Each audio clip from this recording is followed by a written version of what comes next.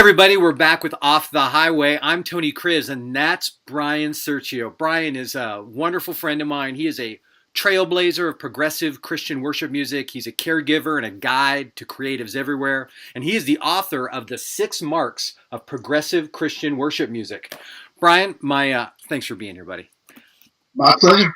My question for you today is, working as a creative, helping people engage their emotions, their senses in their spiritual life. And God has made us such sensory beings. And yet God so often seems so inaccessible, intangible. And I just wanted to get your thoughts on it. Why do you think God is so intangible to us, so non-tactile to us as people trying to pursue God in our spiritual life? Wow. Well, of course, my most honest answer is I don't know. Right.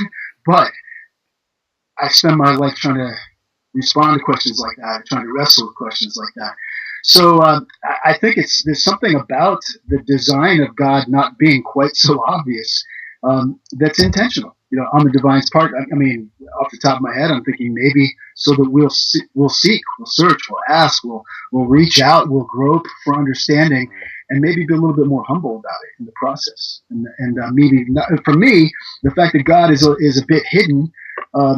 It keeps it all open-ended for me. And so the few things that I guess when I get to a point where I feel like I know something, or I'm going to bet my life that this is God speaking to me, communicating with me, whatever, those few things that I get to a point where I feel, okay, I'm going to go down on this.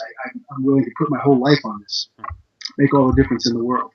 But everything else, I hold really lightly. Because of the fact that, if you're honest, it's like, how can you be that sure when there's something about that I think is healthy for us, to not be a little too sure. Yeah. How about for you? As somebody who lives in the world of worship, who lives in the Right. world of caregiving and leading conferences and all things you do, where's the one place that God meets you in particular? Wow.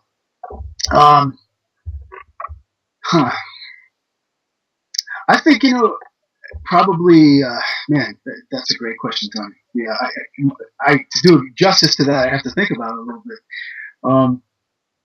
Where does God meet me? In the silence, in that place where I'm just still and showing up and making myself available and doing what's mine to do to open my heart and inviting the divine in.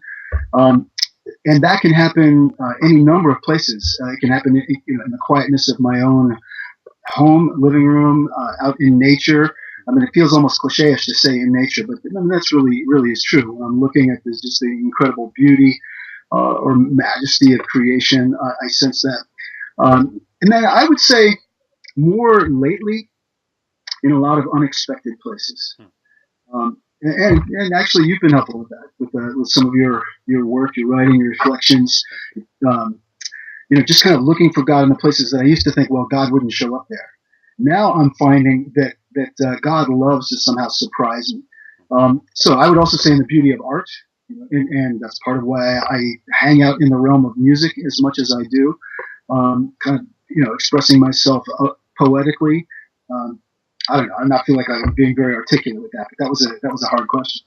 It is, but so great, so great. Everybody, that is Bryan Sirchio, my friend.